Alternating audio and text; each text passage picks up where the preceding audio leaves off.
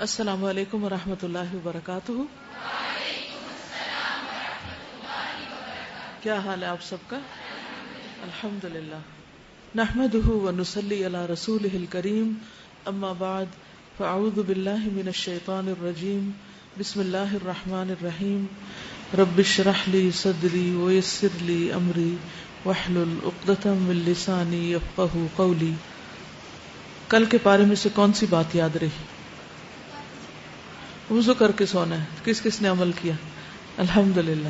تو کیسی نیند آئی اور کیسی فیلنگ؟ کیسی ایک خوشی کی اور سکون کی کیفیت. الحمدللہ. اور کون سی بات؟ جنت میں جانے کے لیے کثرت سے سجدہ. تو تراویح کے ہر سجدے میں پھر ایک خوشی ہوتی ہے. ٹھیک، کیونکہ ہر سجدہ انسان کا ایک درجہ اور اوپر لے جاتا ہے.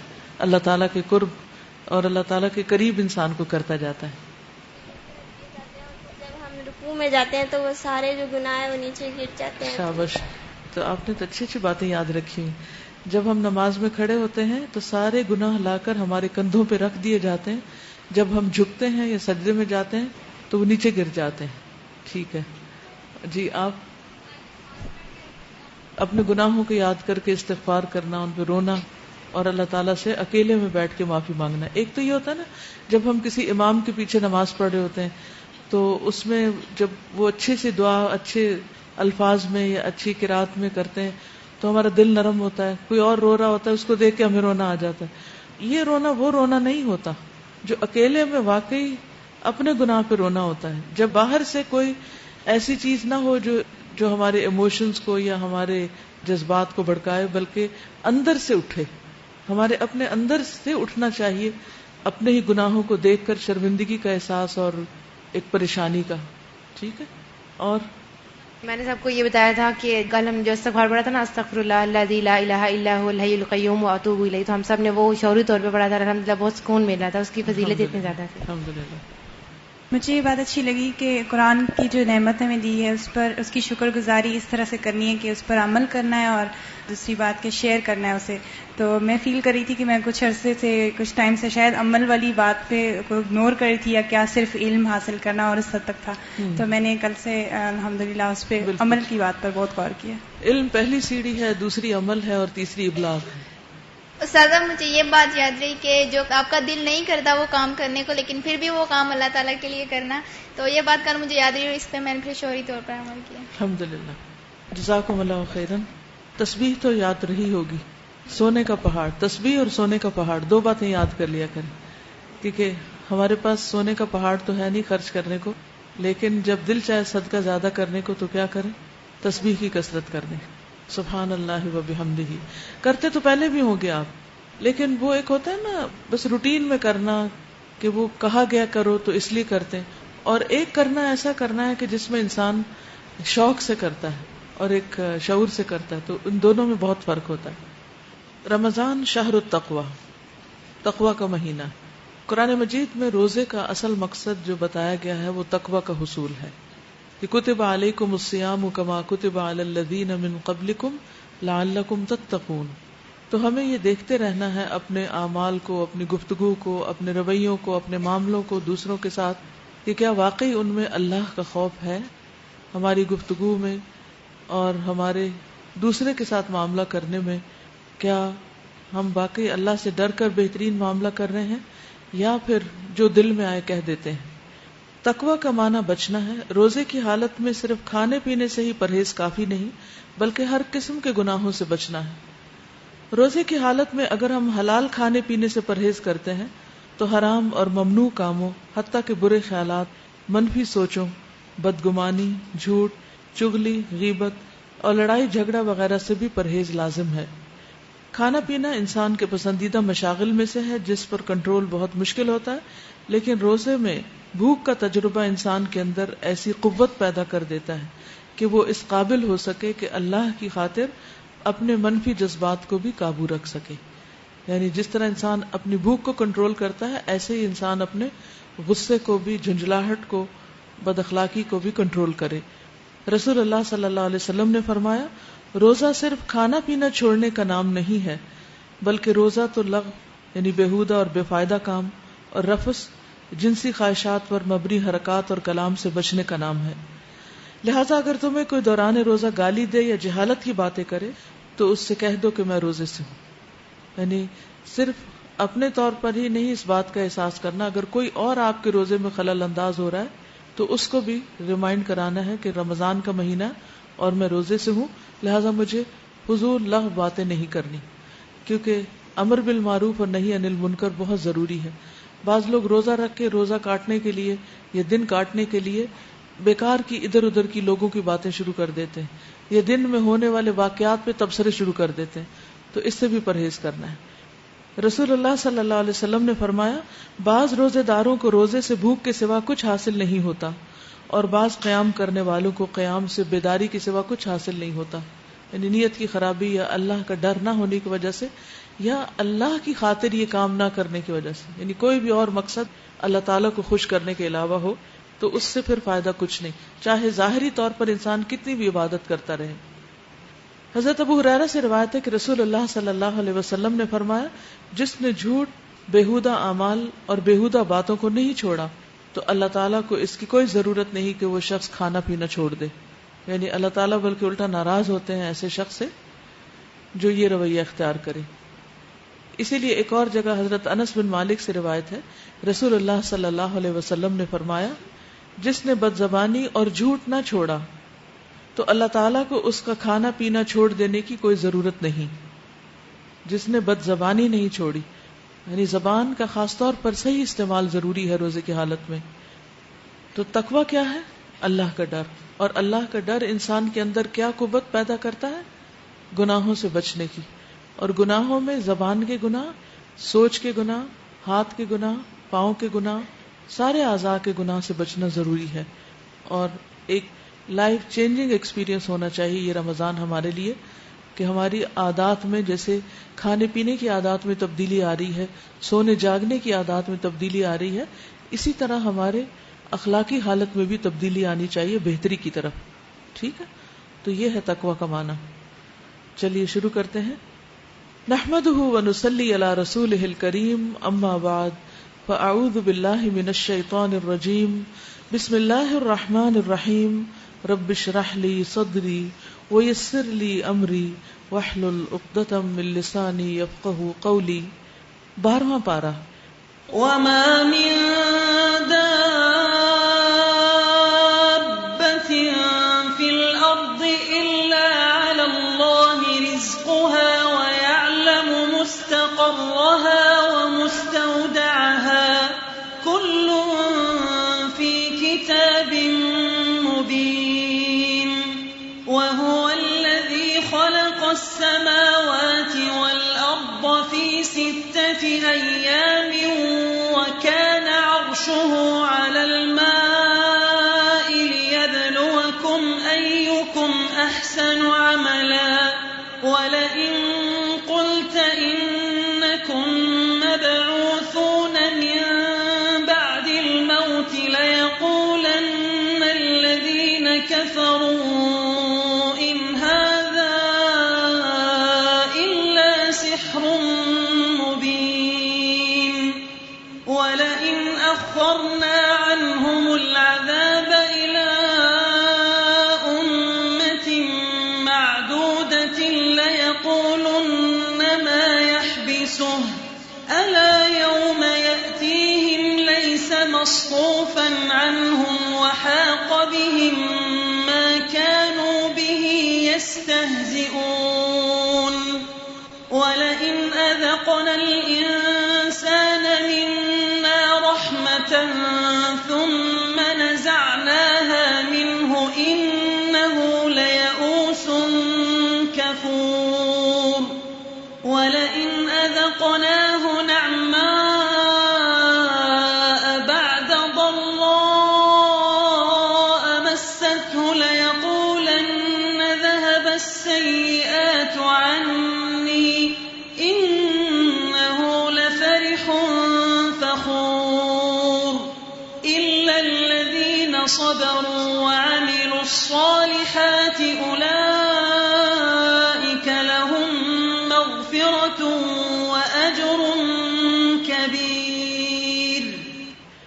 شروع کرتی ہوں اللہ کے نام سے جو بے انتہا مہربان نہایت رحم فرمانے والا ہے. وما من دابة في الأرض إلا على الله رزقها ويعلم مستقرها ومستودعها كل في كتاب مبين. زمین میں چلنے والا کوئی جاندار ایسا نہیں، نہ انسان نہ حیوان نہ چرند نہ پرند جس کا رزق اللہ کے ذمے نہ ہو، اور ہر ایک کا رزق مختلف ہے. سب ایک جیسا رزق نہیں کھاتے اور سب کا بندوبست اللہ تعالیٰ ہی فرماتا ہے. وَيَعْلَمُ مُسْتَقَرَّهَا وَمُسْتَوْدَعَهَا، اور جس کے متعلق وہ یہ نہ جانتا ہو کہ وہ کہاں رہتا ہے اور کہاں سونپا جاتا ہے. جس طرح سب کے کھانے مختلف ہیں ایسے ہی سب کے گھر بھی مختلف ہیں. بے شمار مخلوق مختلف انداز میں زندگی بسر کرنے والی، لیکن اللہ سبحانہ وتعالیٰ کا علم اتنا وسیع ہے کہ ان میں سے ایک ایک کا ٹھکانہ، ایک ایک کا ایڈریس معلوم ہے. وہ تبدیل کر لیں، تبدیل کر کے جہاں جائیں وہاں کا بھی معلوم ہے. ہمارا حال یہ ہوتا ہے کہ ہم کچھ عرصے کے بعد اگر کسی سے ان ٹچ نہ ہو تو اس کا ایڈریس یا فون نمبر ہی کھو دیتے ہیں اور نہیں معلوم ہوتا کہ وہ شخص کہاں گیا. آپ کے گریڈ 1 میں 2 میں گریڈ 10 وغیرہ میں جو آپ کے ساتھ دوستیں پڑھتی تھی وہ آج کہاں ہیں آپ کو نہیں معلوم، لیکن آپ کے رب کو معلوم ہے کہ ان میں سے کون زندہ ہے، کون فوت ہو چکا ہے اور کون کہاں ہے. اور وہ صرف دنیا کے اعتبار سے نہیں بلکہ مرنے کے بعد بھی کس کا جسم، کس انسان اور کس پرندے اور کس کوے کا، حتیٰ کہ وہ پہلا کوہ جسے کوے نے دفن کر کے انسان کو دفنانا سکھایا تھا وہ آج کہاں دفن ہے وہ بھی اللہ کو پتا ہے. اور قابیل کی قبر اور حابیل کی قبر کہاں ہے وہ بھی اللہ کو پتا ہے. جو قابیل نے حابیل کو قتل کیا اور پہلا انسان زمین کے پیٹ میں گیا اس کا ٹھکانہ بھی پتا ہے، اور آخری انسان تک. یہ علم کیا اللہ کے سوا کسی اور کے پاس ہے؟ ہرگز نہیں. اس لیے اللہ سبحانہ وتعالی ہی اصل طاقت ہے، اصل رب ہے، اسی کی طرف ہم سب کو رجوع کرنا چاہیے. کل فی کتاب مبین، یہ سب کچھ ایک صاف دفتر میں درج ہے. صرف اللہ کے علم نہیں، اللہ کا یہ علم لکھا ہوا بھی ہے، ریکارڈڈ ہے، رجسٹرڈ ہے. اور وہی ہے جس نے آسمانوں اور زمین کو 6 دنوں میں پیدا کیا ہے، جبکہ اس سے پہلے اس کا عرش پانی پر تھا، تاکہ تم کو آزما کر دیکھے کہ تم میں کون بہتر عمل کرنے والا ہے. تو اس سے یہ پتہ چلتا ہے کہ اللہ سبحانہ وتعالیٰ نے ہی سب کچھ بنایا ہے. عبداللہ ابن عمر کہتے ہیں کہ اللہ تعالیٰ نے 7ویں آسمان سے اوپر پانی بنایا ہے اور پانی کے اوپر عرش کو بنایا ہے، اور اس عرش کے اوپر ہمارا رب ہے، یعنی انتہائی بلند و بالا. اور پھر اللہ سبحانہ وتعالیٰ نے باقی چیزوں کو تخلیق کیا. عرش پہلے سے ہی موجود تھا، یعنی عرش کی تخلیق باقی مخلوق سے پہلے ہوئی، اور پانی کی تخلیق جس کا یہاں ذکر ہے وہ باقی مخلوق سے پہلے، اور پھر پانی سے باقی چیزوں کو پیدا کیا. اور کیوں پیدا کیا؟ لِيَبْلُوَكُمْ، تاکہ تم کو آزمائے. یعنی ساری کائنات کی تخلیق اور اس میں سے پھر اس زمین کی اور زمین کے اوپر انسان کی اور انسان کو دی جانے والی آزادی، یہ سب کچھ ایک خاص مقصد کے تحت تھی. اور وہ مقصد کیا تھا؟ لِيَبْلُوَكُمْ، تاکہ تمہیں آزما کر دیکھے، تمہارا امتحان لے. ایکم احسن عملا، کہ تم میں سب سے اچھا عمل کس کا ہے. تو یاد رکھیے کہ یہاں کی نہ کوئی مصیبت سزا ہے اور نہ ہی یہاں کی کوئی نعمت محض راحت ہے یا انعام ہے. اس زندگی میں ملنے والی ہر تکلیف اور اس زندگی میں پیش آنے والی ہر مصیبت اور ہر حادثہ انسان کے لیے ایک امتحان ہے.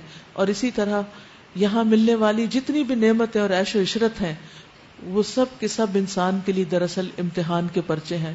انسان دونوں حالتوں میں آزمایا جا رہا ہے.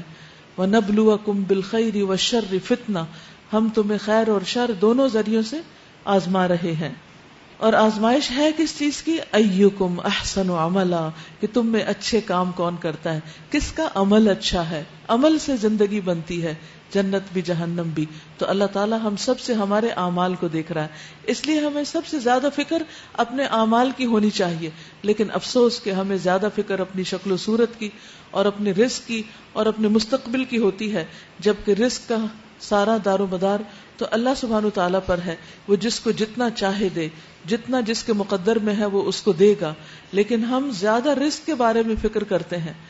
نبی صلی اللہ علیہ وسلم نے فرمایا اگر ابن آدم اپنے رزق سے اس طرح بھاگے جس طرح موت سے بھاگتا ہے تو رزق اس کو اس طرح پالے گا جس طرح موت اسے پا لیتی ہے. یعنی رزق جو آپ کی قسمت میں لکھا جا چکا ہے وہ آپ کو مل کر رہے گا.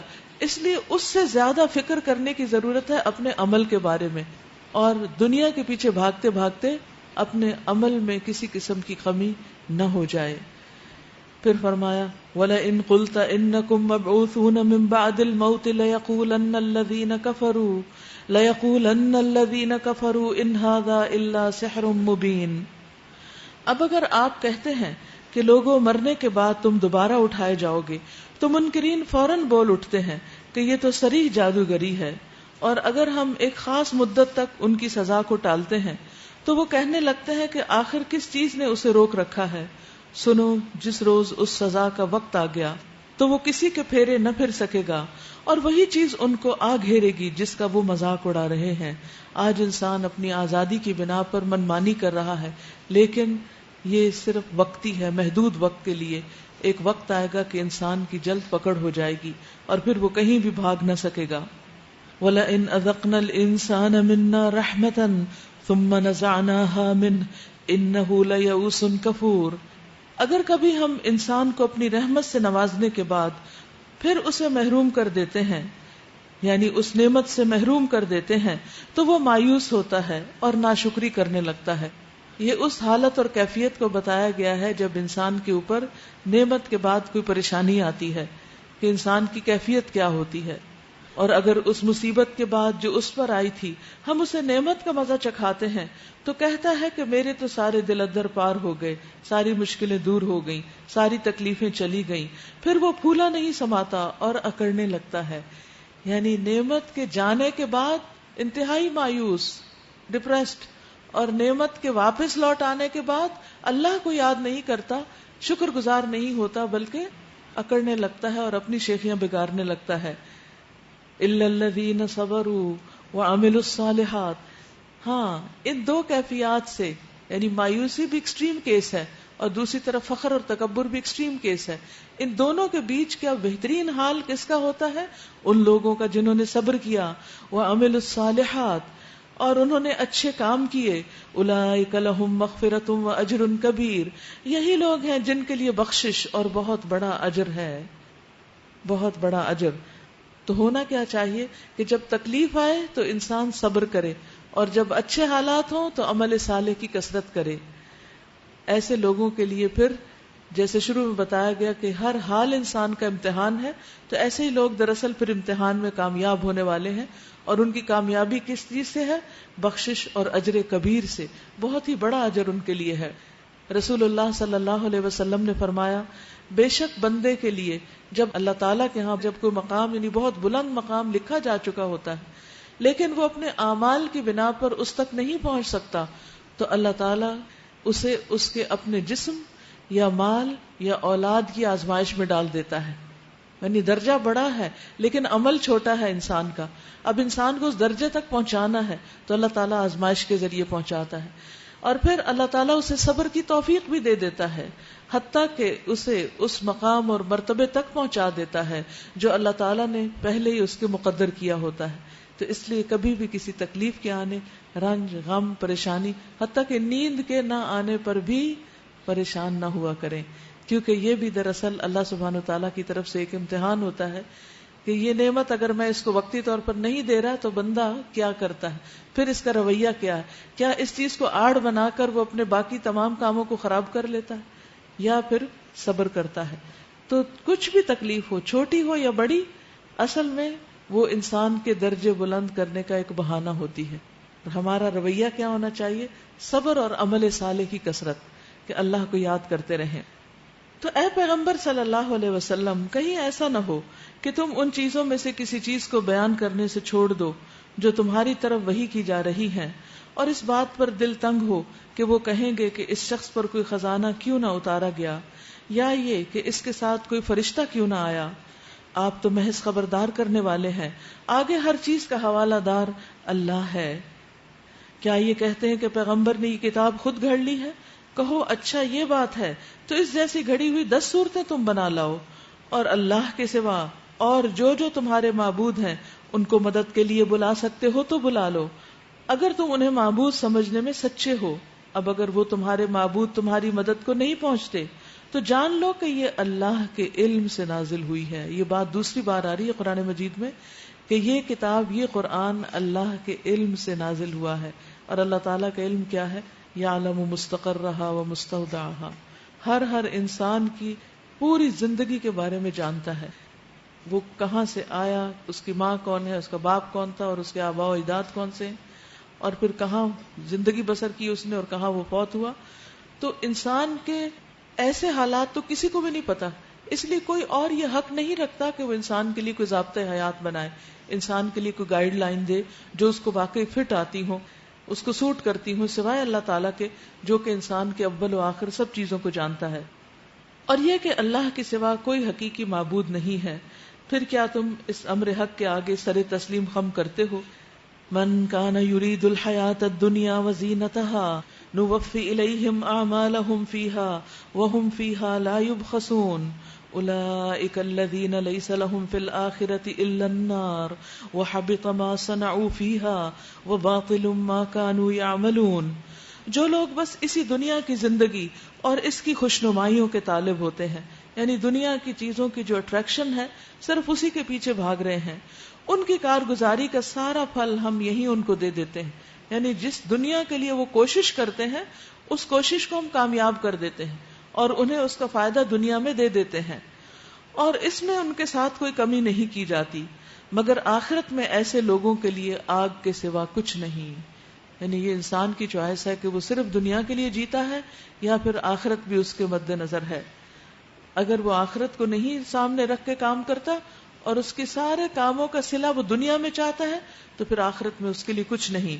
وہاں معلوم ہو جائے گا کہ جو کچھ انہوں نے دنیا میں بنایا وہ سب ملیا میٹ ہو گیا اور اب ان کا سارا کیا دھرا محض باطل ہے، جیسے مختلف قوموں کے ساتھ ہوا، قوم فرعون وغیرہ کے ساتھ. ام سلمہ کہتی ہیں میں نے نبی صلی اللہ علیہ وسلم سے کہا ہشام بن مغیرہ صلہ رحمی کرتا تھا، یعنی بڑے اچھے اچھے کام کرتا تھا، رشتہ داروں کا بڑا خیال رکھتا تھا، مہمانوں کی میزبانی کرتا تھا، غلاموں کو آزاد کرتا تھا، کھانا کھلاتا تھا.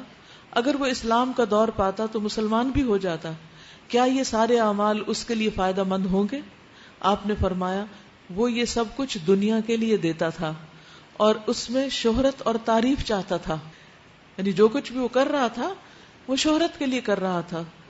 اس نے ایک دن بھی یہ نہیں کہا رب اغفر لی خطیئتی یوم الدین، اے میرے رب قیامت کے دن میرے گناہوں کو معاف کر دے.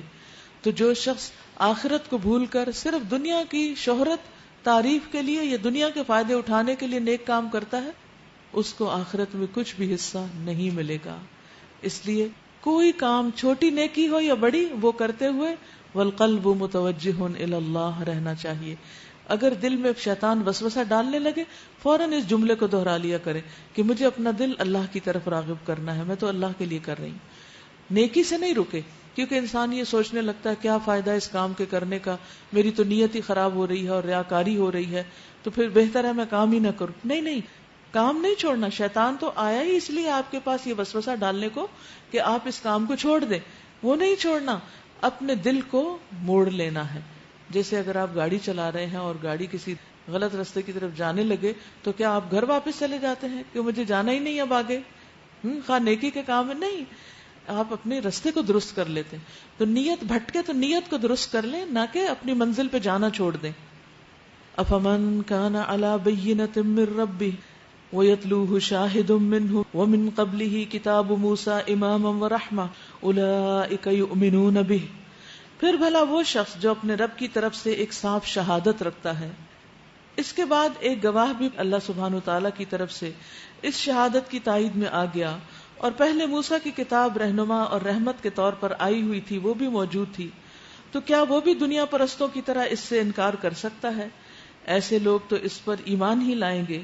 اور انسانی گروہوں میں سے جو کوئی اس کا انکار کرے تو اس کے لیے جس جگہ کا وعدہ ہے وہ دوزخ ہے. بس اے پیغمبر صلی اللہ علیہ وسلم آپ اس چیز کی طرف سے کسی شک میں نہ پڑنا، یہ حق ہے تمہارے رب کی طرف سے، مگر اکثر لوگ مانتے نہیں. اور اس شخص سے بڑھ کر ظالم اور کون ہوگا جو اللہ پر جھوٹ گھڑے. ایسے لوگ اپنے رب کے حضور پیش ہوں گے اور گواہ شہادت دیں گے کہ یہ ہیں وہ لوگ جنہوں نے اپنے رب پر جھوٹ گڑا تھا، یعنی شرک کیا تھا، اس کے ساتھ اوروں کو شریک ٹھہرایا تھا۔ سنو، اللہ کی لعنت ہے ظالموں پر، ان ظالموں پر جو اللہ کے راستے سے لوگوں کو روکتے ہیں اور اس کے راستے کو ٹیڑھا کرنا چاہتے ہیں اور آخرت کا انکار کرتے ہیں۔ وہ زمین میں اللہ کو بے بس کرنے والے نہ تھے اور نہ اللہ کے مقابلے میں کوئی ان کا حامی تھا۔ اب انہیں دوہرا عذاب دیا جائے گا، وہ نہ کسی کی سن ہی سکتے تھے اور نہ ہی خود انہیں کچھ سوچتا تھا۔ یہ وہ لوگ ہیں جنہوں نے اپنے آپ کو خود گھاٹے میں ڈالا اور وہ سب کچھ ان سے کھو گیا جو انہوں نے گھڑ رکھا تھا۔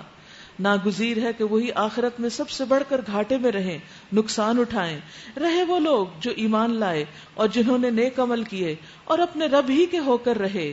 اس کو انڈر لائن کیجئے، ان الذین آمنوا وعملوا الصالحات واخبتوا الی ربہم۔